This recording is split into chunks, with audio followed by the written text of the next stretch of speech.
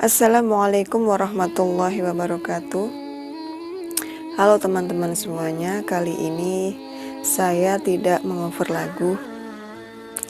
Kali ini kita akan belajar bersama tentang fikih dasar.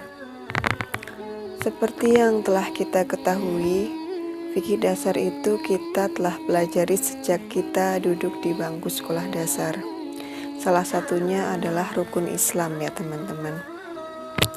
Pastinya teman-teman semua di sini juga sudah hafal ya. Rukun Islam itu ada berapa? Ya, betul sekali. Rukun Islam itu ada 5. Yang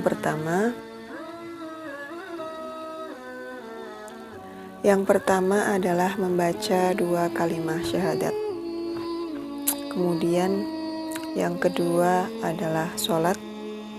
Kemudian yang ketiga adalah puasa. Dan yang keempat adalah zakat. Kemudian yang terakhir adalah haji bagi yang mampu.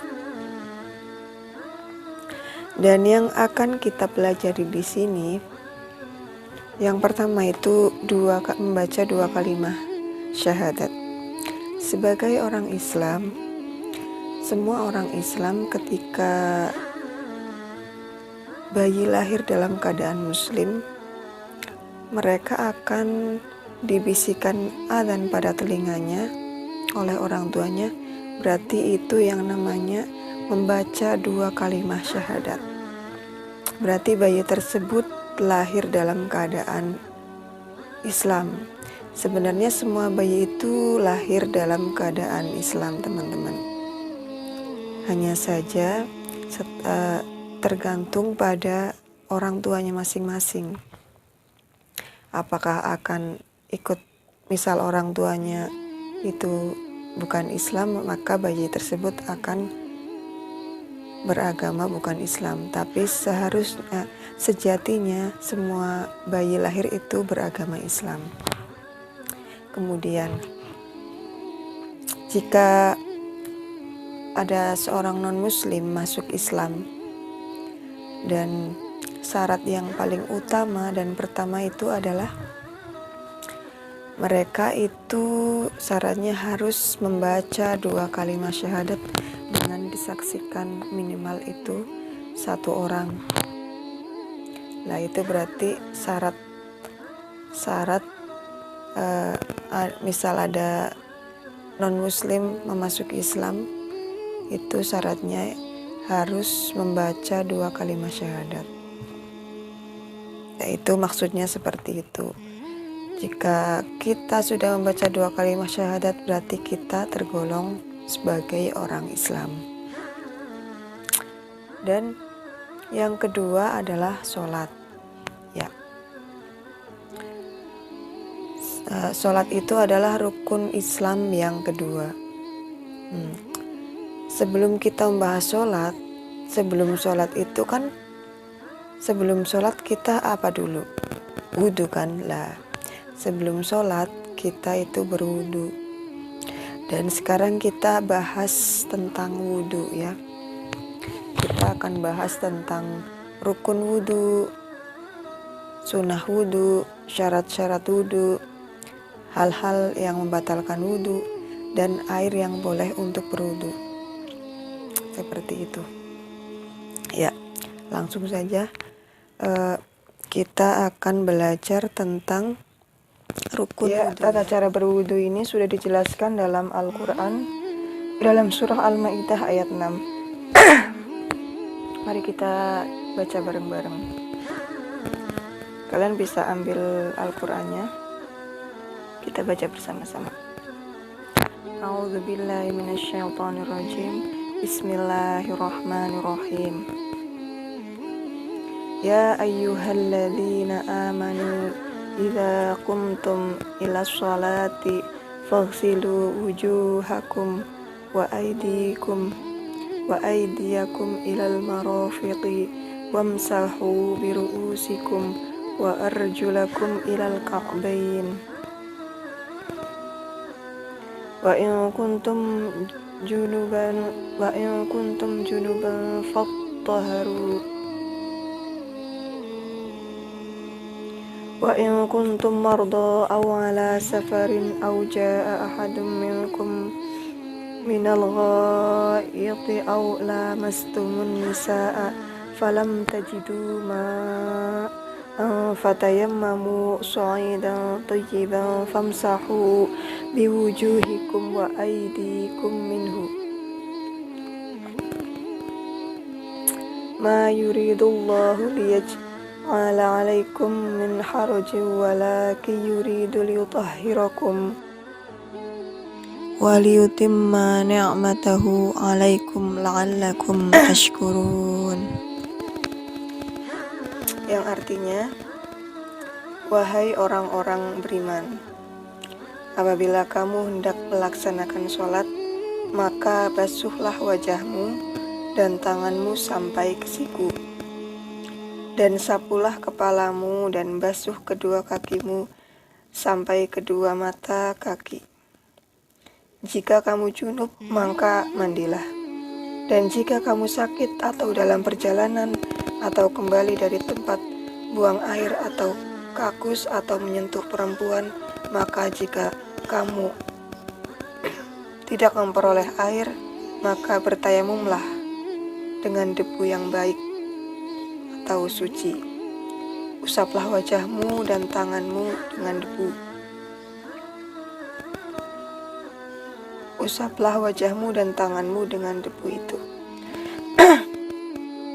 Allah tidak ingin menyulitkan kamu, tetapi Dia hendak membersihkan kamu dan menyempurnakan nikmat-Nya bagimu agar kamu bersyukur.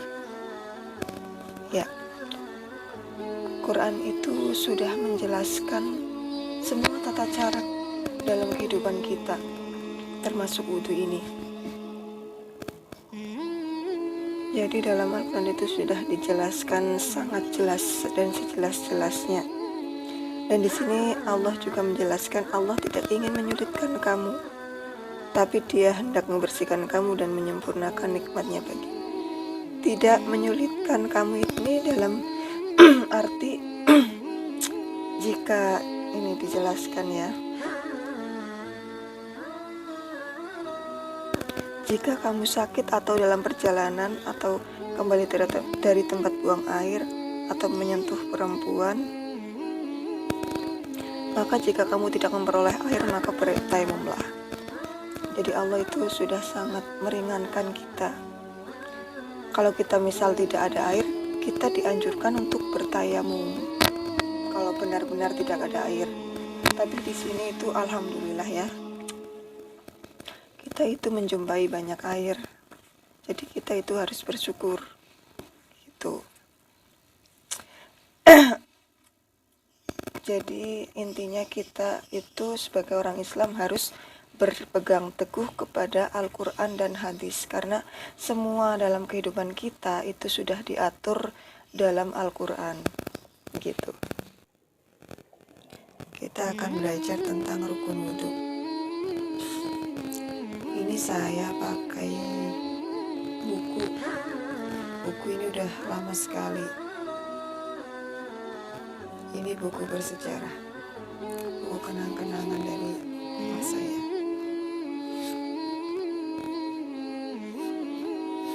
Kita akan belajar tentang rukun wudhu. Rukun wudhu, sebelum kita akan membahas tentang misal sunnah wudhu dan lain sebagainya, kita akan belajar rukun wudhu dulu ya.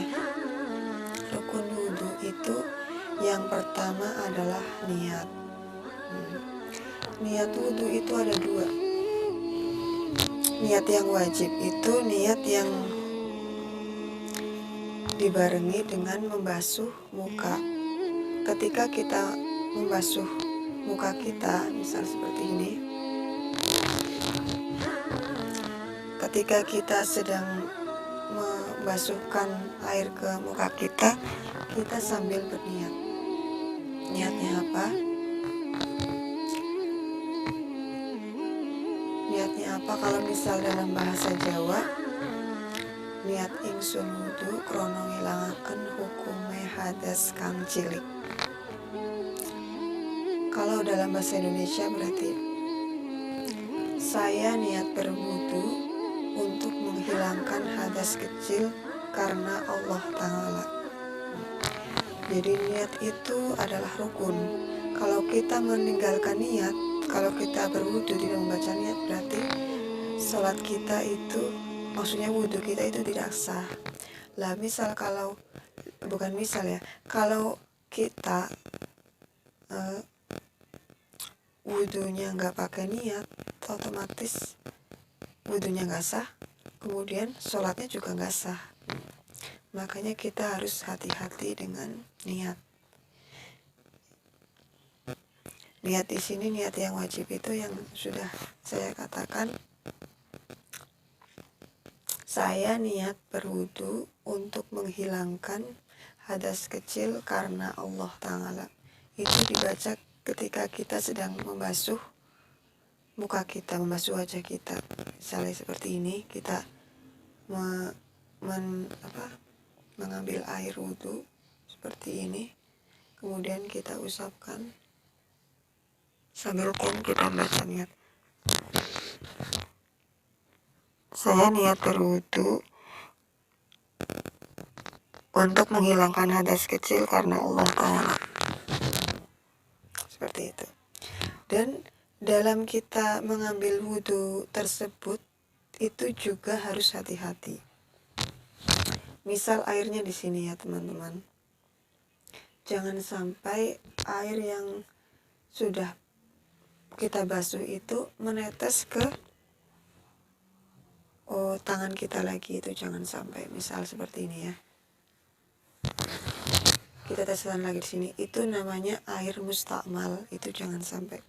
Itu kesalahan yang tidak kita sadari ya. Jadi yang betul itu seperti ini. Ketika kita mengambil wudu seperti ini, kita basuhkan sambil membacakan niat.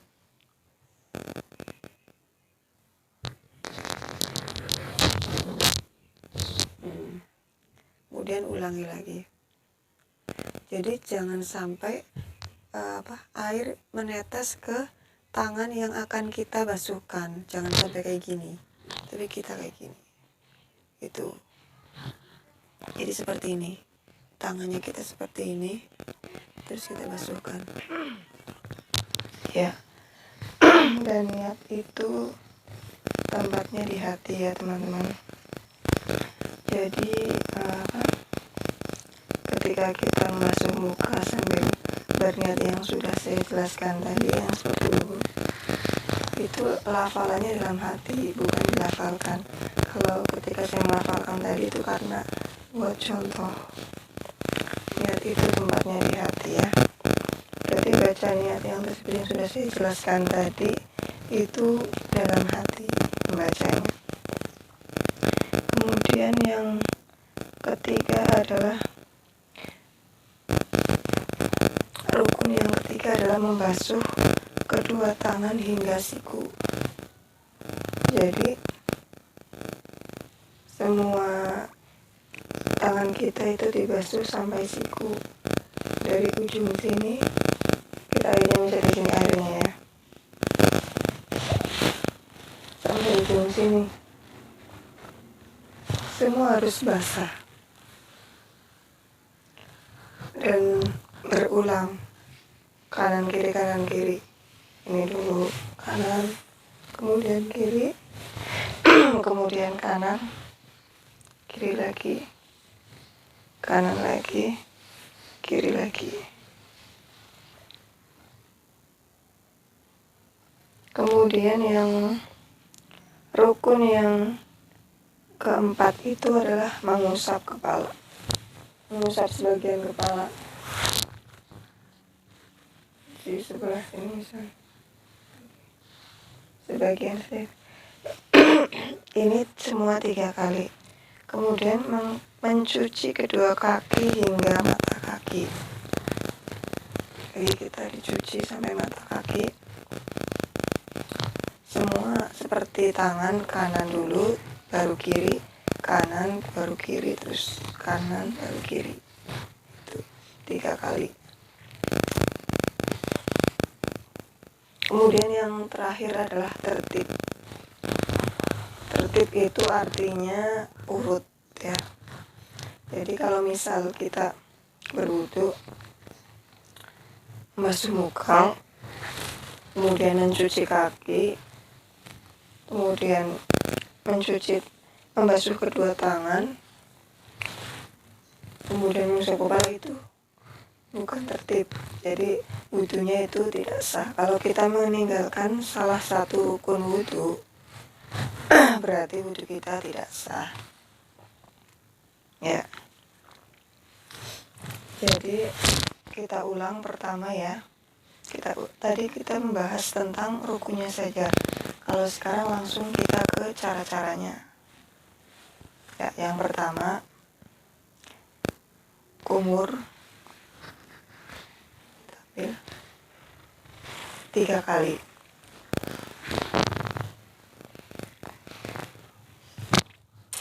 Kemudian hidung, membasuh hidung. Kita disunahkan untuk menghirup airnya. Kalau tidak, kita cukup membasuhnya saja nggak apa-apa. 3 kali. Kemudian membasuh muka 3 kali sambil membaca niat ketika air sudah sampai ke muka. Kalian niatnya itu dalam hati.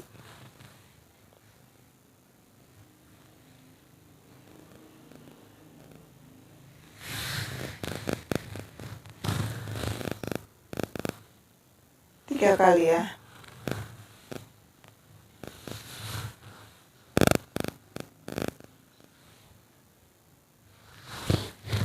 Kemudian membasuh kedua tangan, kanan kiri ya, tadi udah saya jelaskan.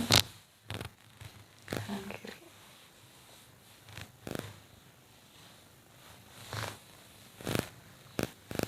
Semua harus basah semua, jangan sampai ada bagian yang tidak basah.